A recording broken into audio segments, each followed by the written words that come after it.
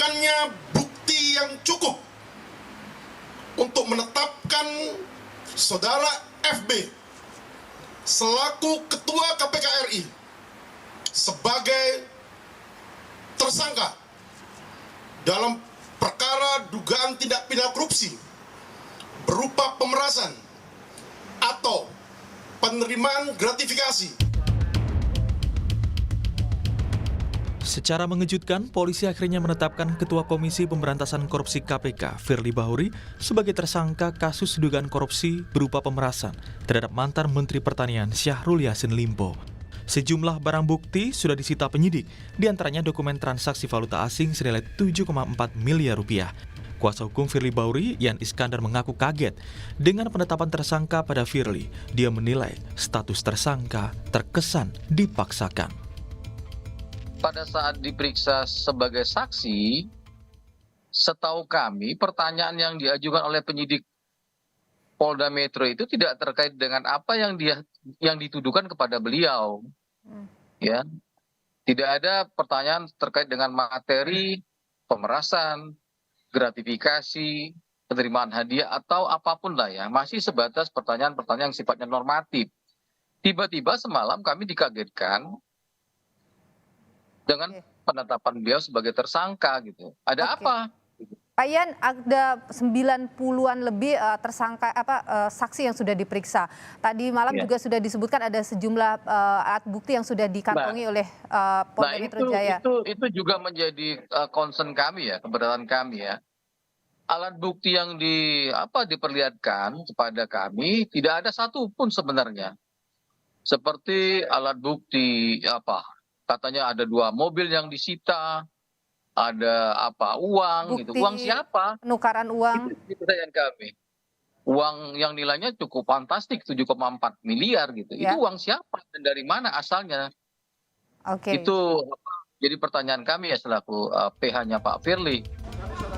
Seolah tanpa ada beban rasa bersalah, usai ditetapkan tersangka, Ketua KPK Firly Bahuri sampai saat ini masih menjabat sebagai Ketua KPK. Hal itu karena Kepres pemberhentian Firly belum diterbitkan. Dalam hal pimpinan KPK menjadi tersangka tindak pidana kejahatan, pimpinan KPK diberhentikan sementara dari jabatannya. Pemberhentian tersebut ditetapkan dengan keputusan Presiden. Ya, ini kita tidak berandai-andai. Ya, tidak berandai-andai. Dan kita juga tidak tahu. Dan belum juga ada Kepres dari Presiden. Dan sampai dengan saat ini, Pak Firly masih sebagai Ketua KPK. Kan begitu. Menanggapi status tersangka Firly, Presiden Joko Widodo menegaskan semua pihak harus menghormati proses hukum.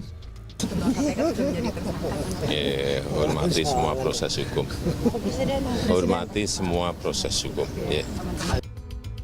Berdasarkan pasal 12B Undang-Undang Nomor 31 Tahun 1999 tentang pemberantasan tindak pidana korupsi yang disangkakan, setiap gratifikasi kepada pegawai negeri atau penyelenggara negara dianggap pemberian suap apabila berhubungan dengan jabatannya dan yang berlawanan dengan kewajiban atau tugasnya, maka akan dijerat pidana penjara seumur hidup atau pidana penjara paling singkat 4 tahun dan paling lama 20 tahun penjara serta denda paling tinggi 1 miliar rupiah. Tim Liputan, Kompas TV.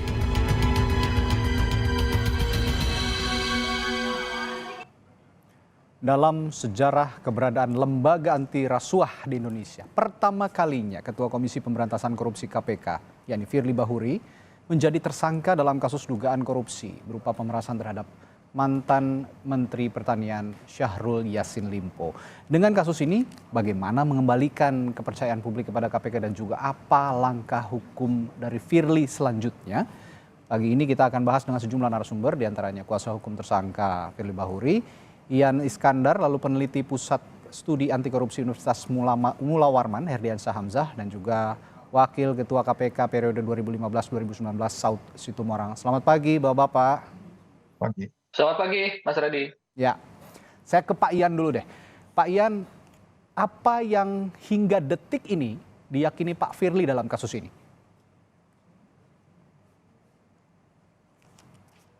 Pak Ian? Mohon maaf, Pak Ian, sepertinya Zoom-nya masih termute.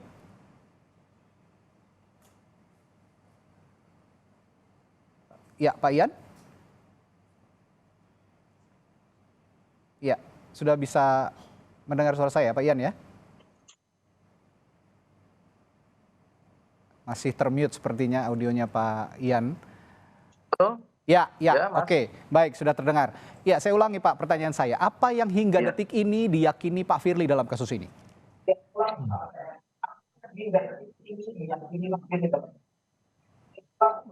Baik, nanti saya akan jelaskan ya. Coba mereview proses hukum yang dialami oleh Pak Firly ya. Baik, Mulai dari laporan Dumas tanggal 12 Agustus 2023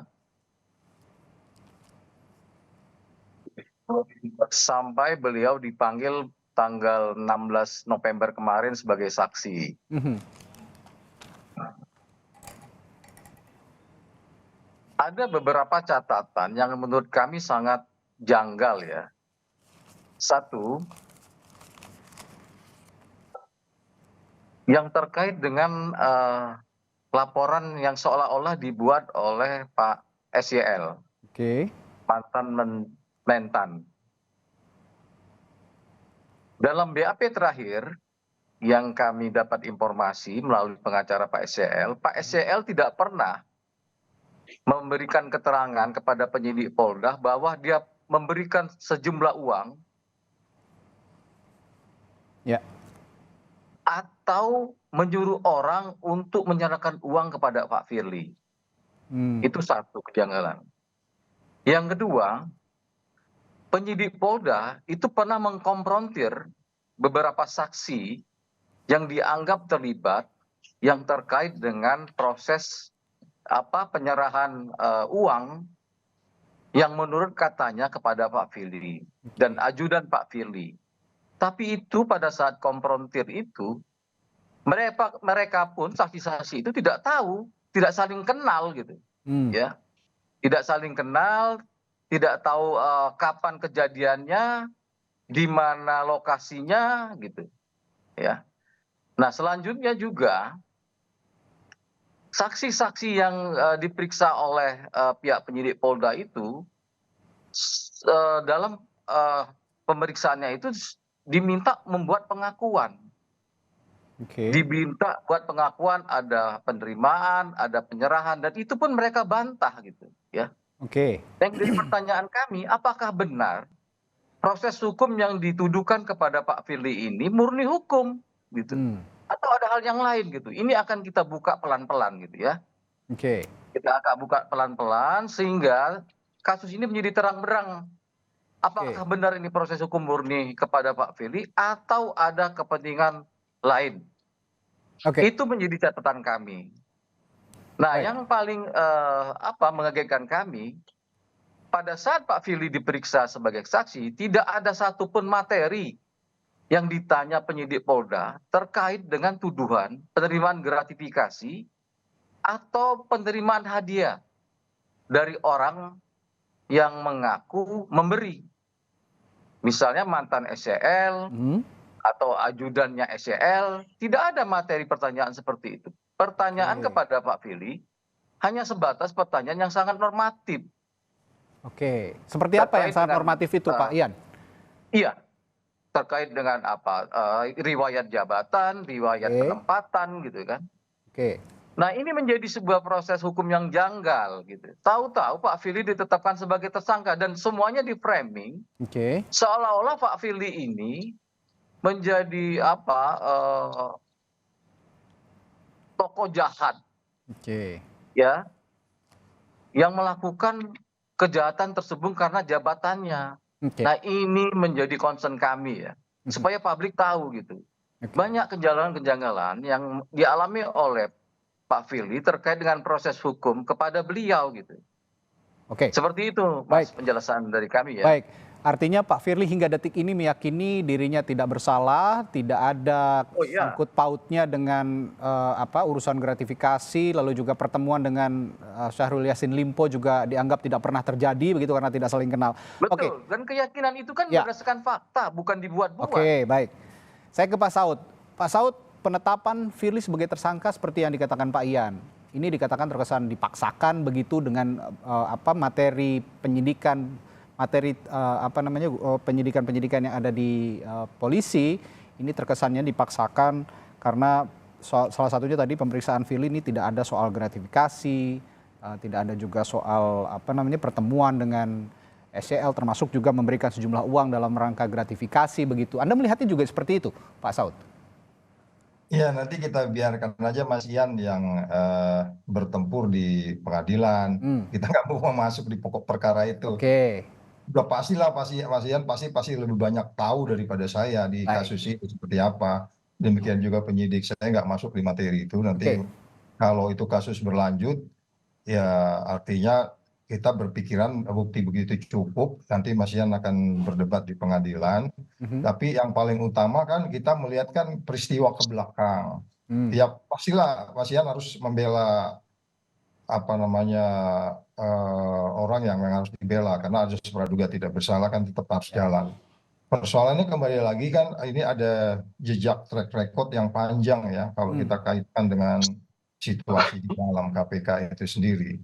Ya, jadi artinya ini bukan kali pertama ada potensi pelanggaran yang kemudian ini meyakinkan kita bahwa peristiwa pidana itu terjadi. Kira-kira gitu, Mas. Baik.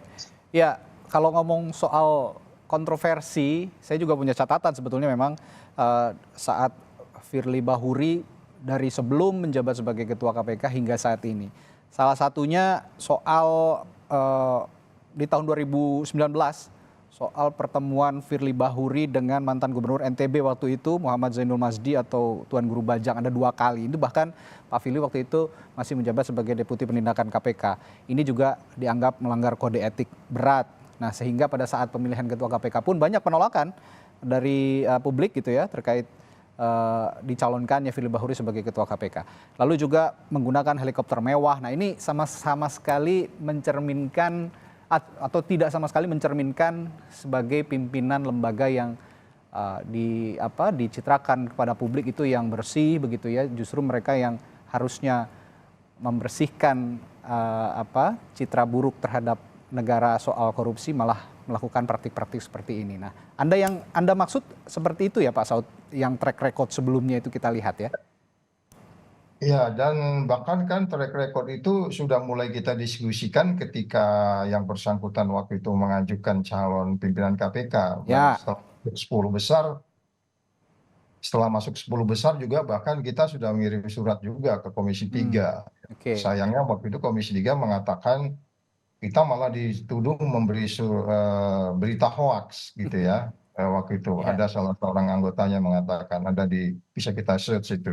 Jadi maksud saya gini loh, orang-orang baik yang mau datang ke KPK untuk memberantas korupsi bisa jadi memang belakangan dia menjadi lari dari visinya pertama mengajukan. Karena kan waktu dia mengajukan pimpinan KPK itu dia kan diminta membuat konsep ya, membuat satu draft pemikiran dia. Bahkan dia harus mencerminkan diri Anda itu siapa, itu ada proses-prosesnya. Kemudian ada psikotes, kemudian yang masuk 10 besar, itu kan berarti sudah proven. Nah, ketika masuk proses di politik tentu kita akan banyak perdebatan. Nah, kemudian kalau kita bicara manajemen, itu ada yang namanya kontrol. Ya kan, kontrol itu yang kita harap sebenarnya datang dari Dewas. Ketika kesalahan pertama katakanlah tadi disebut soal helikopter, karena memang kan ada 9 nilai di KPK, salah satunya sederhana. Jadi Anda melanggar nilai itu sebenarnya. Kalau kita bicara juga nanti ada nilai lain yang harus dipakai oleh Dewas untuk mensensor semua pegawai KPK dan pimpinan KPK yang disebutnya sebagai integriti, sinergi, kepemimpinan, profesionalisme, dan keadilan. Ini kan semua nilai-nilai yang sebenarnya sudah bisa dikenakan kepada yang bersangkutan. Artinya kenapa kemudian ini dibiarkan? Kemudian kalau kemarin kasus ketika helikopter itu masih sedikit lebih ringan case-nya. Ketika kemudian itu kalau dilakukan upaya yang sedikit lebih memastikan yang bersangkutan ke track yang benar sebagaimana dia tulis, bagaimana dia waktu mengajukan pimpinan, itu kan menarik itu. Kalau kita baca nanti draftnya yang dibuat oleh FB, bagaimana dia mengajukan konsep, dia kan ada tulisan di situ. Pasti sesuatu yang sebenarnya bagus semua. Artinya kita membantu dia untuk berada di track itu. Oke. Nah, ketika kemudian kejadian pertama terjadi soal helikopter dan kemudian menyusul yang lain-lain, dengan asumsi bahwa kita anggap selesai saja lah di Komisi 3. Oke, itu hak Oke. mereka memutuskan siapapun. Itulah konsekuensi kita memiliki undang-undang KPK yang seperti itu, which is itu juga nanti kita akan perbaiki. Jadi Oke. kembali lagi, ini sebenarnya jalan panjang yang sebenarnya kesalahan kita bersama. Sehingga kita membiarkan proses-proses yang menyimpang dari jalan pikirannya pertama dia mengajukan konsep ke KPK itu terjadi. Bukan itu Berjamaah begitu pasti ya. nggak ada konsep jelek, itu semua bagus gitu. Oke, baik. Pak Herdi, Pak Saud tadi mengatakan sebenarnya ini kesalahan yang dilakukan bersama-sama sebelumnya. Ya, mengapa keberadaan KPK bisa seperti ini sekarang?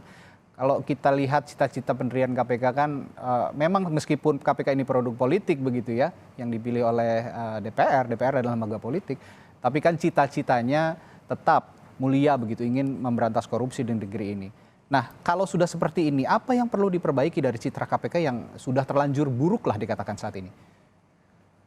Ya, saya pikir pertama kita mesti melihat ke belakang juga ya. Saya setuju dengan Pak Saud tadi Ya. bahwa sejak revisi Undang-Undang KPK yang melahirkan Undang-Undang 2019 itu otomatis KPK banyak kehilangan mahkotanya. Salah satu mahkota yang sekarang kita perdebatkan adalah soal integritas.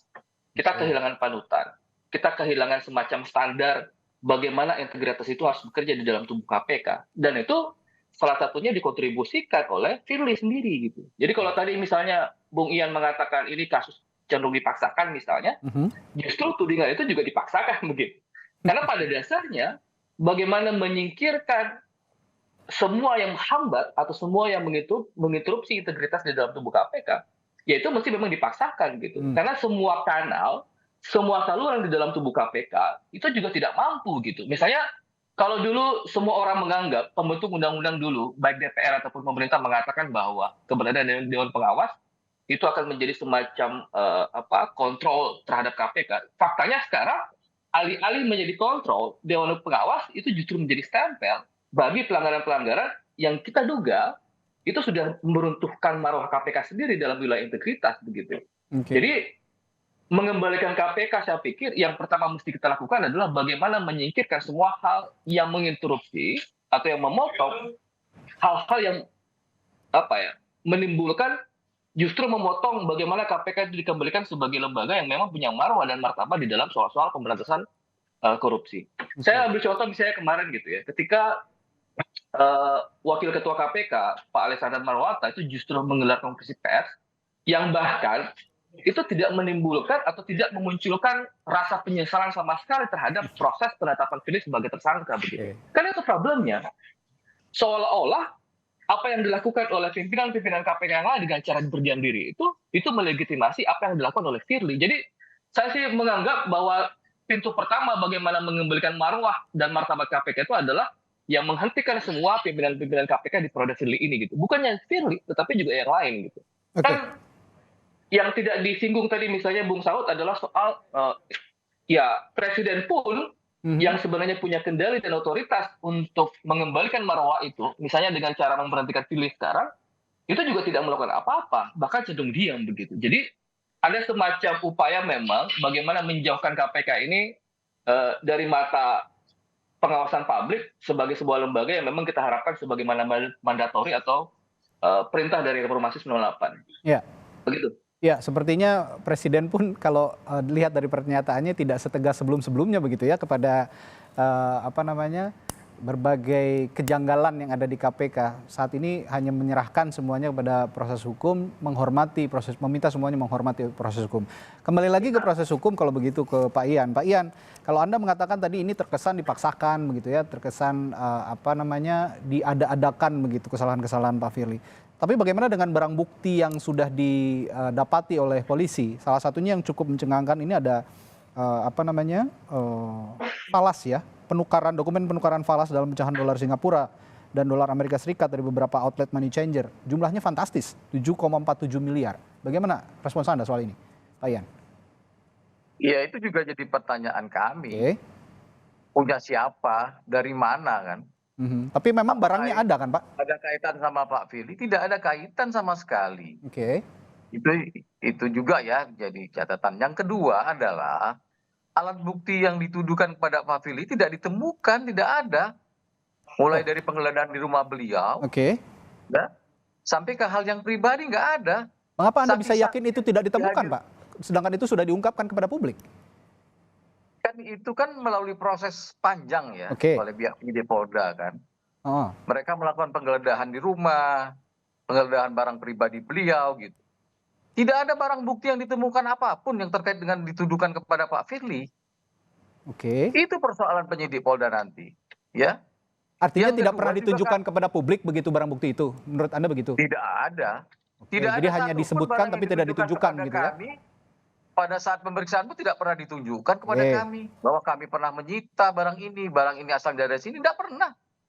Oke. Ini kejanggalan proses hukum terhadap Pak Firly. Dan kami yakin bahwa proses yang dihadapi oleh Pak Firly ini penuh rekayasa, kejanggalan, Oke. gitu. Kami juga memberi catatan ya terkait dengan sepanjang beliau memimpin jadi ketua KPK. Ada beberapa tuduhan kepada beliau ya. Tuduhan terkait affair dengan selegram. Dan itu pun diklarifikasi oleh orang yang menuduh. Oke. Kemudian tuduhan terkait dengan dokumen pembocoran penyidikan. Itu pun diklarifikasi oleh orang yang menyatakan ada kebocoran. Oke. Jadi kejadian seperti ini juga bukan pertama kali. Mungkin kita bisa ngambil contoh. Tony Kwok, ketua KPK Hong Kong, pernah dibeginikan sama ya Departemen Kepolisian Hong Kong gitu. Lembaga anti rasuah Malaysia juga pernah. Oke. Malah komisionernya itu ditahan pada saat itu. Jadi Pak Ini Ian, bukan cuma sekali Ya. ya kejadian. Pak Ian, Anda ingin mengatakan bahwa proses yang sedang terjadi saat ini bukan proses hukum, melainkan proses apa menurut Anda? Iya, proses hukum yang dibuat sedemikian rupa seolah-olah mengandung kebenaran gitu. Politisasi menurut Anda Padahal ini? faktanya, fakta-fakta yang kami temukan ya, ada komprontir saksi-saksi yang katanya ada penerimaan uang, Oke. tempatnya di mana. Mereka nggak tahu, kenal pun tidak. Yang dicari dalam proses penyidikan ini saksi-saksi yang disuruh buat pengakuan oleh penyidik. Dan itu tidak betul artinya. Oke. Yang dicari proses hukum ini kan kebenaran material, bukan kebenaran yang dibuat-buat, Ya. yang direkayasa. Seolah-olah Pak Firly ada penerimaan hadiah, gratifikasi, dan ternyata faktanya tidak ada. Oke. Ya. Kembali saya ke Pak Saud. Pak Saud, kalau kata Pak Ian tadi ini bukan proses hukum murni begitu, apakah menurut Anda selama berada di KPK di periode Anda, adakah upaya-upaya seperti ini juga yang beberapa kali menimpa lembaga KPK, misalnya ada tudingan-tudingan tertentu kepada pimpinan KPK termasuk politisasi misalnya? Iya, sejauh yang saya alami karena kita banyak case yang besar juga ya waktu itu ya, di periode kita itu serangan balik kalau yang dimaksudkan dikenal publik itu kan macam-macam, nggak mesti juga hanya berupa yang sifatnya fisik. Bagi saya telepon dari orang yang nggak dikenal kemudian dia menanyakan sesuatu atau ngirim WA itu sudah merupakan intimidasi bagi saya. Karena intimidasi dengan bahasa yang paling lembut aja ketika orang nggak saya kenal pada saat saya menangani kasus besar kemudian ada mengatakan apa kabar, kalau saya jawab saya punya potensi melanggar pasal 3665. Ya, 3665 itu kan pasalnya itu langsung tidak boleh dengan alasan apapun ketemu dengan pihak yang berperkara. Jadi makanya kehati-hatian kita itu yang disebut jadi pimpinan di KPK itu ada banyak risiko-risiko. Risiko yang paling utama yang bisa dikriminalkan itu adalah pasal 36 dan 65 itu. Jadi Anda tidak boleh dengan alasan apapun tidak boleh bertemu dengan pihak yang berperkara. Tapi dalam case ini dia tidak disebut di dalam kaitan 36 ya, tapi disebutkan dalam kaitan pasal 12E kecil dan 12B besar. Jadi maksud saya yang mau saya jelaskan adalah kalau pertanyaan kembali akan ada saja upaya untuk kemudian kita untuk jadi gagal. Tadi Pak Ian mengambil contoh beberapa negara gitu ya, dan itu terjadi juga di Indonesia di periode jilid 1, 2, 3, dan 4. Itu jelas memang kalau kita mau wisdom itu potensi itu ada bisa terjadi. Tetapi kembali lagi karena memang kita bicara adalah formil materinya seperti yang tadi sampaikan, Ya itu memang tempatnya nanti mungkin bukan di Kompas TV ini, tempatnya nanti di Ya, pengadilan. Jadi maksud saya, ya, ya. Mas Ian ya berjuanglah untuk membela Firly dengan baik ya, semoga bisa dibuktikan bahwa dia tidak melakukan sesuatu terkait dengan pasal yang dikenakan. Karena kita juga nggak mau abuse of power. Nanti lama-lama orang nggak mau jadi pimpinan KPK juga kalau gitu Nah, caranya. iya. Tapi pada bagian lain, kalau kita bicara pengawas internal kan kita berharap sebenarnya Dewas bisa memahami ini. Mereka Ya. sensornya lebih tebal daripada kita. Oke, ya ngomong-ngomong Dewan Pengawas, nih kalau begini deh, kalau memang misalnya sekarang taruhlah Pak Firly ini mengaku sama sekali tidak ada melakukan apapun seperti yang dituduhkan kepada dirinya, termasuk penetapan dirinya sebagai tersangka. Tapi kan ini proses hukum ya, seperti Presiden juga bilang harus menghormati proses hukum. Nah, dalam konteks Dewan Pengawas hingga saat ini kan seperti yang dinyatakan oleh salah satu pimpinan KPK tadi kemarin juga, Pak Firly ini masih sebagai ketua KPK dan menyatakan sepertinya tidak malu karena mereka atau Pak Firly tidak merasa bersalah. Apa ini etis kalau memang ada pernyataan dari pimpinan KPK seperti itu? Tapi jangan dijawab dulu Pak Saud, kita akan bahas ini setelah jeda di Sapa Indonesia Pagi. Tetaplah bersama kami.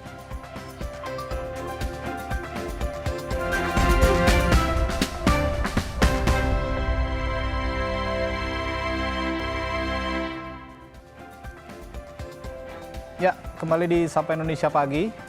Tadi sebelum jeda saya sempat menanyakan ke Pak Saud Situmorang yang juga pernah berada di lembaga KPK begitu. Kalau melihat kondisi saat ini, meskipun Pak Firly ini menyatakan tidak bersalah begitu, tapi Presiden bahkan sudah berpesan hormati proses hukum. Proses hukum sedang berjalan. Dan jika untuk menghormati proses hukum itu kan ada desakan juga agar Pak Firly ini bebas dulu dari tugasnya sebagai ketua KPK. Tapi sampai detik ini tidak mundur dan bahkan pimpinan KPK lain yang menyatakan KPK tidak merasa malu atas kejadian ini. Apa ini etis secara etika, Pak Saud?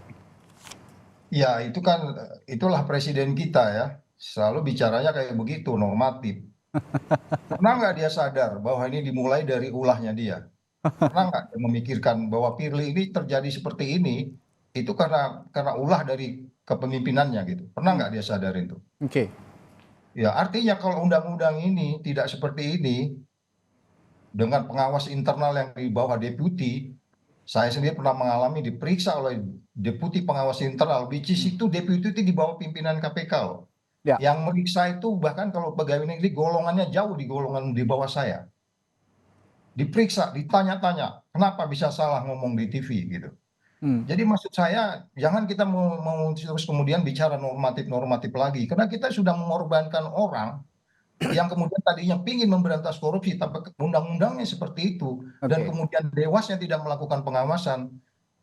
Ini kita nggak bisa bicara normatif lagi, ini kita bicara indeks persepsi korupsi 34. Ada orang menjadi pemimpin kemudian kita tidak awasi dia sehingga kemudian dia mempunyai potensi. Oke, kita tetap berpikiran praduga tidak bersalah ya, tetapi kita juga nggak bisa menafikan bahwa teman-teman di Polda Metro Jaya sangat profesional untuk menggali ini. Oleh sebab itu kita biarkan itu nanti mereka beradu argumentasi, nalar, logika dan segala bentuk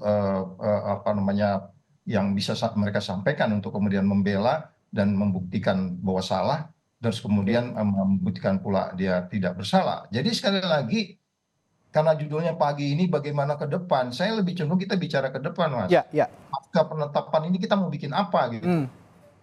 Ya kalau kita mau bikin itu saya bilang agak sulit kita mengharapkan sesuatu di pemerintahan sekarang ini. Karena udah passionnya pemberantasan korupsinya nggak ada gitu. Kita mengorbankan orang loh.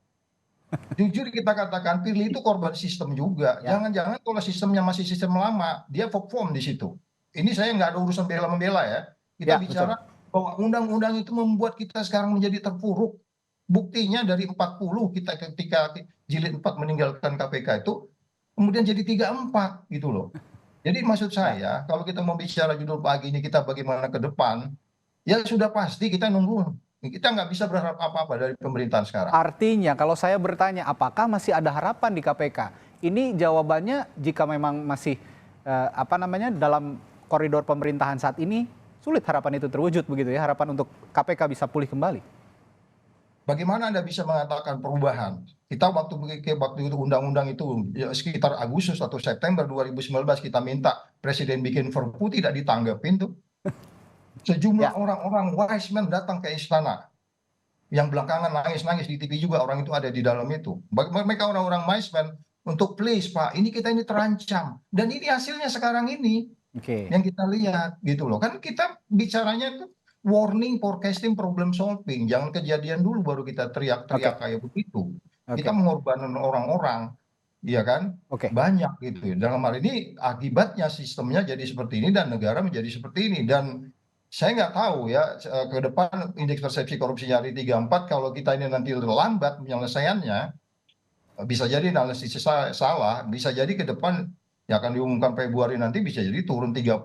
Satu kelas dengan negara Afrika sana itu negeri ini lama-lama. Jadi maksud saya, stop berretorika. Hari ini kalau memang kita bicara pasal 32 Undang-Undang 19, perbuatan Pak Firly ini tercela tidak? Kalau kita bicara Undang-Undang nomor 1932, kalau tercela harus seperti apa?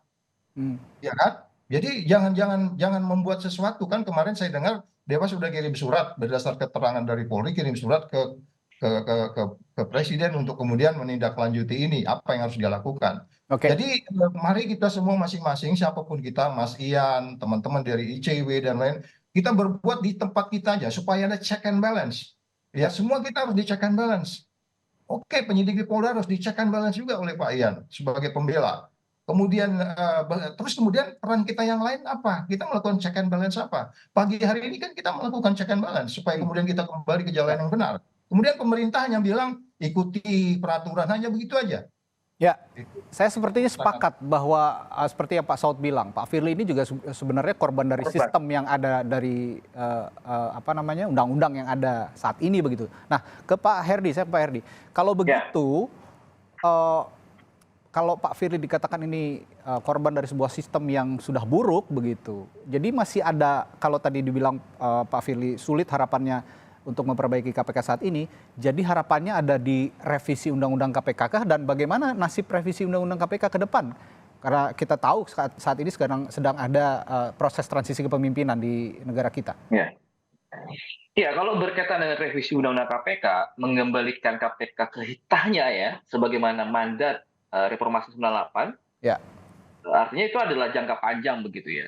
Kita berharap memang proses regenerasi pergantian kepemimpinan nasional juga memperbincangkan bagaimana desain KPK ke depan. Saya sedikit banyaknya setuju dengan Bung Saud ya. Ini memang by system, terlepas bahwa integritas Firly bermasalah, apalagi ditambah dengan sistem yang buruk, ya lebih buruk lagi kemudian outputnya gitu, hasilnya gitu ya. Bahkan saya sering menganalogikan tuh, bahkan orang-orang di Dewan Pengawas ketika sistemnya buruk, malaikat sekalipun yang datang ke KPK, itu juga keluar akan jadi iblis, tanda petik begitu ya. Kita bisa lihat faktanya gitu, berapa banyak kemudian dugaan-dugaan pelanggaran etik yang dilaporkan ke Dewan Pengawas itu semuanya lolos gitu. Mulai dari kasusnya Firly berkali-kali, Lili Pantauli sampai Johannes Tanak, itu semuanya lolos gitu. Artinya sebenarnya publik juga sedikit banyaknya tidak bisa berharap kepada Dewan Pengawas dengan sistem seperti sekarang ini. Maka ada kebutuhan bagaimana kemudian mengembalikan KPK saat sebelum revisi undang-undang itu. Kan sebenarnya problem utamanya KPK hari ini adalah bahwa ada soal kehilangan panutan, kehilangan mahkota yang bernama integritas itu, tapi kemudian orang yang kita anggap punya otoritas, orang yang kita anggap punya kendali penuh terhadap KPK, apalagi KPK di dalam undang-undang itu didesain supaya di bawah kekuasaan eksekutif, itu juga tidak melakukan apa-apa begitu. Saya ambil contoh, Mas Radi. Ya. Dalam jangka pendek misalnya, paling tidak Firly dan kawan-kawan itu disingkirkan dulu di dalam KPK. Kan itu problemnya gitu. Saya mengatakan kawan-kawan pimpinan yang lain, karena pimpinan yang lain juga sedikit banyaknya mengamini kan tindakan Firly, karena tidak melakukan apa-apa. Misalnya begini, kalau di dalam ketentuan Undang-Undang 19 2019, khususnya di pasal 32 di ayat 2 itu mengatakan bahwa dalam keadaan pimpinan KPK itu ditetapkan sebagai tersangka, dia harusnya diberhentikan sementara misalnya, artinya kan secara prinsip itu sudah memenuhi syarat bagaimana pimpinan yang lain itu bersikap. Saya bahkan mendengar tuh, ini hari ini kalau tidak salah, ada informasi bahwa Firly masih dalam kapasitas sebagai ketua KPK dan memimpin ekspos perkara begitu. Kan logikanya ngaco, bagaimana mungkin seorang tersangka misalnya, status sudah tersangka tetapi memimpin ekspos perkara begitu. Kan itu jadi paradoks gitu. Bagaimana mungkin sebuah lembaga yang memang didesain untuk penanganan tindak pidana korupsi tetapi justru kemudian terlibat di dalam dugaan perkara pemerasan. Yang ya, itu adalah sebuah proses yang kita kualifikasikan sebagai tindak pidana korupsi juga. Kan di situ paradoksnya gitu. Ya, Nah, presiden kalau mau sebenarnya kan tinggal kepres nih. 10 menit, 15 menit kepres itu ditekan oleh presiden, itu selesai dan itu bisa Iya. dilakukan. Cuma memang ini soal willingness, ini soal kemauan. Ya. Ini soal keberpihakan, ini soal komitmen presiden yang kita lihat sampai sekarang belum ada untuk mengembalikan marwah KPK. Begitu. Ya, meskipun hormati proses hukum, tapi ya bagaimanapun KPK adalah lembaga, bahkan pimpinan-pimpinannya punya tanggung jawab langsung kepada presiden begitu. Nah, seharusnya juga presiden yang harusnya bertindak terhadap situasi yang berada saat ini, yang ada saat ini di KPK. Baik, saya akan kembali ke Pak Ian. Pak Ian, langkah hukum selanjutnya kalau begitu, akankah ada pra-peradilan dari Anda sebagai kuasa hukum dan juga Pak Firly? Iya, tentu kita akan mempertimbangkan hal itu. Selain langkah pra-peradilan kan ada juga yang terkait dengan kita meminta untuk gelar perkara khusus ya. Oke. Jika tuduhan kepada beliau ini menjadi terang benderang apakah benar ini murni proses hukum yang disangkakan kepada beliau atau ada atensi yang lain. Mungkin itu aja pertimbangan kami yang akan kami ambil ya ke depan. Nah, itu juga menjadi catatan bahwa Pak Saud dan teman satu lagi itu menyatakan bahwa Pak Firly menjadi sebuah korban sistem gitu ya. Ya tentu ini juga kesalahan kita bersama ya. Tidak bisa menyalahkan Presiden ANSI, menyalahkan Pak Firly ANSI gitu. Ya ini kesalahan kita juga bersama gitu. Dan kita harus akui secara jujur. Ya saya sepakat bahwa ke depan KPK harus tetap diperkuat, tetap melakukan kerja-kerja pemberantasan korupsi tanpa pandang bulu. Tentu ada idealisme kita juga sebagai seorang lawyer ya terhadap keberadaan KPK. Saya kira itu, Mas. Baik, terakhir juga ke Pak Saud, kalau kita bicara KPK atau korupsi lah ya, ini kan bersih atau kotor begitu, tidak ada di tengah-tengah begitu ya, bersih atau kotor. Nah, kalau melihat bagaimana seharusnya perbaikan dilakukan dari dalam, dari institusi KPK-nya itu sendiri, narasi yang harus kita gaungkan saat ini memang tetap optimis bahwa KPK ini bisa diperbaiki. Kalau perbaikan itu dilakukan dari dalam, bagaimana kira-kira Pak Saud? Pertama, karena dari sudah bagian dari pemerintah, itu mempertegas pemerintah yang harus dominan menyelesaikan kasus ini. Ya. Nggak bisa cuci tangan ya. Ya. Itu satu. Kedua, pemberantasan korupsi itu dimanapun Anda pergi, ke dunia manapun Anda pergi, kalau lihat sejarah pemberantasan korupsi, itu datang dari pimpinannya, dari presidennya, dari kepala negaranya. Itu yang kita tidak lihat 9 tahun terakhir ini. Sehingga kita harus menunggu presiden 2024 nanti siapa yang bisa mendorong perubahan. Oke, baik, itu yang jadi catatan Anda. Terakhir juga ke Pak Herdy, ngomong soal seleksi pimpinan, ini kan nanti juga kalau memang kita bicara ada revisi Undang-Undang KPK ke depannya, ada presiden baru nanti di 2024, akan juga ada proses baru seleksi pimpinan KPK yang kalau dikatakan Pak Saud tadi proses seleksi pimpinan dari awalnya saja sudah tidak baik begitu ya di DPR ya. Produk politik ini memunculkan produk yang tidak bisa kita banggakan lah begitu. Nah, kalau ke depan konteksnya dalam seleksi pimpinan KPK seharusnya seperti apa Pak Herdy? Ya, saya pikir kan dari awal juga sudah sering kali kita sampaikan, bahkan pada saat proses seleksi di mana periode yang kelima ini diputuskan, dipimpin oleh Firly misalnya, kan sebenarnya suara publik itu sudah cukup kencang, terutama melacak rekam jejak bahwa mereka-mereka yang mestinya dipasang sebagai pimpinan-pimpinan KPK adalah mereka-mereka yang punya rekam jejak yang memadai kan. Dia punya track record yang bisa menjanjikan bahwa KPK bisa dipimpin sebagai sebuah lembaga sebagaimana hitahnya lembaga yang lahir dari rahim reformasi. Cuma kan problemnya kritik publik, saran-saran yang kita sampaikan itu kerap kali memang ya lewat begitu saja. Itu mengingatkan saya dengan satu roman ya yang ditulis oleh Julius Verne. Dia bilang Aures habet et non audient gitu. Jadi presiden ini seperti punya telinga tetapi tidak bisa mendengar, dia punya mata tetapi tidak bisa melihat, ya dia punya mulut tetapi tidak bisa berbicara. Padahal mestinya ketika bahkan KPK sudah ditempatkan sebagai organ kekuasaan eksekutif, kan mestinya yang dominan adalah keputusan-keputusan presiden. Nah, kalau dalam konteks ini misalnya kita berharap yang minimal hari ini misalnya presiden itu sudah mengeluarkan keputusan untuk memberhentikan Firly begitu. Bahkan kalau misalnya presiden mau, ya untuk periode sekarang itu di stop, jangan berikan perpanjang otomatis secara gratis pula satu tahun itu.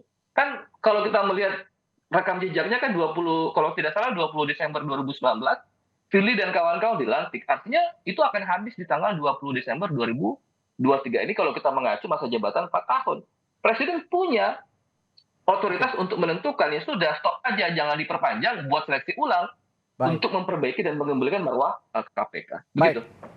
Ya, berarti kalau berbicara soal momentum bersih-bersih lembaga KPK, perbincangan kita pagi hari ini sepakat bahwa Presiden ataupun pemerintah saat ini harus melakukan tindakan cepat, bukan maksudnya berintervensi, tapi intervensi untuk konotasi yang positif begitu ya, termasuk juga soal kepres terhadap yang terjadi saat ini di KPK untuk menonaktifkan dulu Firly Bahuri dan mempersilahkan dirinya untuk fokus menjalani proses hukum. Ini yang terbaik dan juga ini bisa jadi contoh awal begitu ya, bahwa KPK sebenarnya masih bisa diperbaiki karena masalahnya saat ini kalau kata bapak-bapak yang hadir pagi hari ini melalui sambungan Zoom ini sudah cukup genting gitu. Baik, terima kasih Bapak-bapak. Hari ini perbincangannya ada Pak Saud Situmorang. Beliau adalah Wakil Ketua KPK periode 2015-2019. Lalu juga ada peneliti Pusat Studi Anti Korupsi Universitas Mula Warman Herdiansah Hamzah dan juga kuasa hukum dari tersangka Firly Bahuri Ian Iskandar. Terima kasih Bapak-bapak. Selamat pagi, sehat selalu. Oke. Terima kasih Mas Redi, sehat selalu. Terima kasih Ya. Saud, Bung Ian. Terima kasih Pak. Saudara, masih ada informasi menarik lainnya di Sapa Indonesia Pagi. Tetaplah bersama kami.